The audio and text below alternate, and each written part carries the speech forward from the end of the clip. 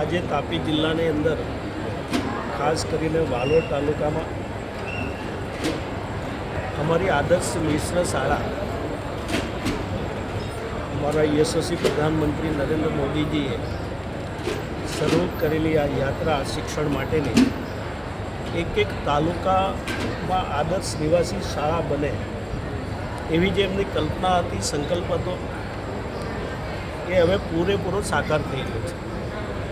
51,35,00,000 રૂપિયાના ખર્ચે 460 જેટલા વિદ્યાર્થીઓ જે અભ્યાસ કરી રહ્યા છે એનું ભવ્ય નિવાસ સાથેનું, અદ્યતન સુવિધા સાથેનું આ મકાન બનવાનું છે. હોસ્ટેલ બનવાની છે, સ્ટાફ ક્વાર્ટર્સ બનવાના છે. એનું અમે વિધિવત રીતે ભૂમિપૂજન કર્યું છે. યશસ્વી અમારા નાયબ મુખ્યમંત્રી શ્રી અહીંયા આવવાના હતા, અનિવાર્ય સંજોગોના કારણે ઉપસ્થિત રહ્યા નથી. મારો આદિજાતિ વિભાગની જ્યારે એ શાળા હોય ત્યારે આપના માધ્યમ દ્વારા માન્ય મુખ્યમંત્રી શ્રી ભૂપેન્દ્રભાઈ પટેલ સાહેબ અને હર્ષભાઈનો પણ હું આભાર માનવા માગું છું.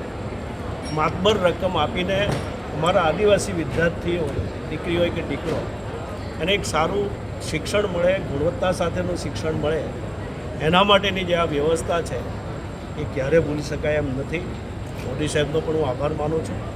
અને ફરીવાર આપના માધ્યમ દ્વારા હોળી અને ધૂળેટીને બધા જ લોકોને શુભકામના પાઠવું છું. અને જે મકાનના અમે ભૂમિપૂજન કર્યા છે એ ઝડપથી ગુણવત્તા સાથે મકાન તૈયાર થઈ જાય અને અમે જ એનું ઉદ્ઘાટન કરી શકીએ એટલું ઉતાવળથી બની જાય એ પ્રકારની અમારી કામગીરી હશે, એ ચોક્કસ હું ખાતરી આપું છું. ધન્યવાદ.